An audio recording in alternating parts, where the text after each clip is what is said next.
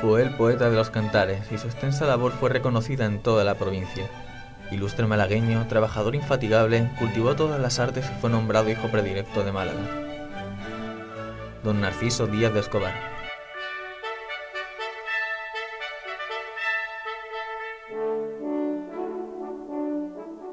Nacido el 25 de junio de 1860, fue hijo del letrado Joaquín María Díaz García y Francisca de Paula Escobar.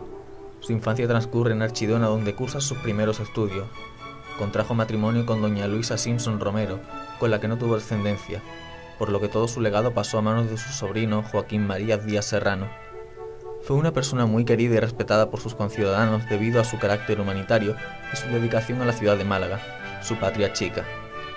Yo creo que don Narciso fue un hombre en vital alza, creo que fue en vital alza.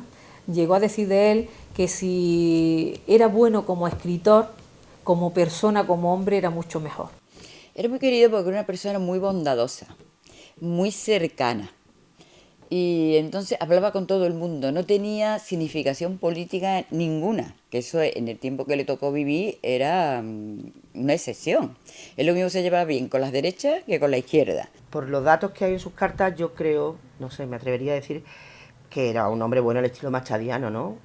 La bonomía, ¿no? Un hombre íntegro, un hombre que no murió rico, tenía una buena posición económica, no tuvo hijos, estuvo muy volcado en la figura de su sobrino Joaquín Díaz Serrano, y por los testimonios que aparecen en las cartas, los agradecimientos de todos los epistolarios, de todo su epistolario que se conserva, era un hombre cordial, afable, de buen carácter, un hombre bueno. Cursó Derecho y Filosofía y Letras para seguir la tradición familiar. Ejerció como abogado en Málaga y se dedicó a la política, pero también destaca su labor como periodista, pues colaboró durante más de medio siglo con la prensa de España y América. Sus escritos se contabilizan en más de 10.000 artículos. Dirigió El Correo de Andalucía y varias revistas como Ecos de Juventud o la revista Malacitana. No obstante, su verdadera vocación siempre fue el teatro.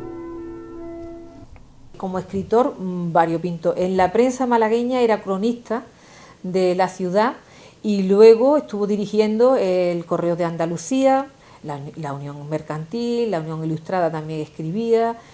En España entera, en casi toda la prensa también hay muchas publicaciones de él que enviaba y todo eso.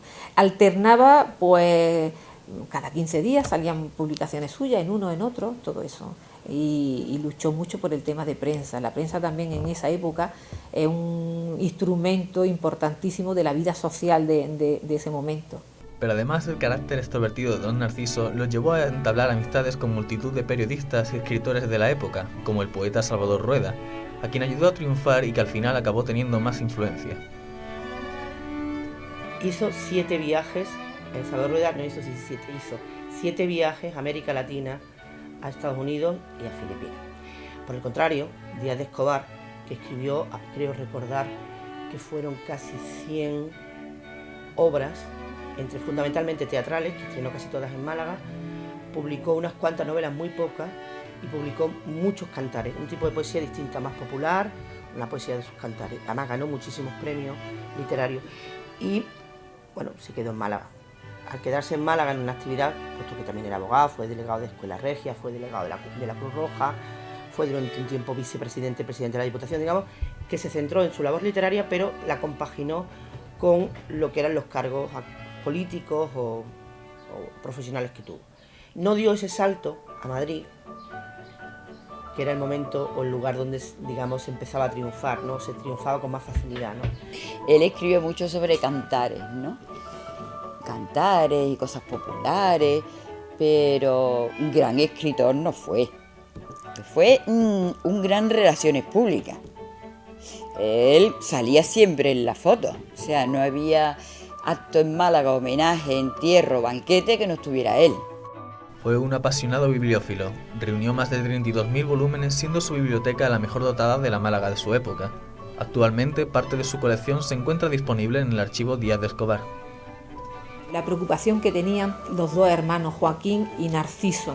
Ambos querían dejar toda esta documentación, todo su fondo bibliográfico y documental y de grabados, de mapas, que es variopinto y de una riqueza extraordinaria. Ellos querían dejarlo a su patria chica, como le llamaban, a su Málaga. De hecho, hubo intentos de compra del fondo a ellos mismos, en vida ellos, desde la Biblioteca Nacional de Madrid, desde Barcelona, hicieron intentos de compra del fondo bibliográfico, pero ellos no estaban muy dispuestos a que el fondo saliese de Málaga. Y también tuvieron en vida, preocupados ya por la edad avanzada, de qué iba a pasar con todo ese material que habían albergado durante toda su vida. Hicieron propuesta al ayuntamiento para crear podríamos decir, una macrobiblioteca, ¿no? Un centro cultural de gran importancia. En los últimos años se enfadó muchísimo con esta ciudad, porque hay una carta que está allí en el archivo de Escobar, que él le escribe al Marqués de Larios quejándose. Él cuando, como 3 años o 4 años antes de morir, decide donar a la ciudad toda su biblioteca y todo su archivo, pero lo pide a cambio que el ayuntamiento le dé una paga mensual hasta que él fallezca, ¿no? Y el ayuntamiento, hubo un concejal, extrañamente de izquierda, que se opuso. Tenía que haber tenido más interés por la cultura, ¿no? Porque claro, aquello era un patrimonio incalculable. Entonces, por el voto en contra de este concejal, el ayuntamiento no lo compró.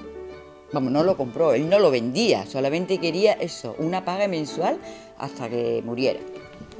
Entonces, en esta carta, que pone el nombre del concejal, se queja de que un patrimonio para Málaga pues se pierda.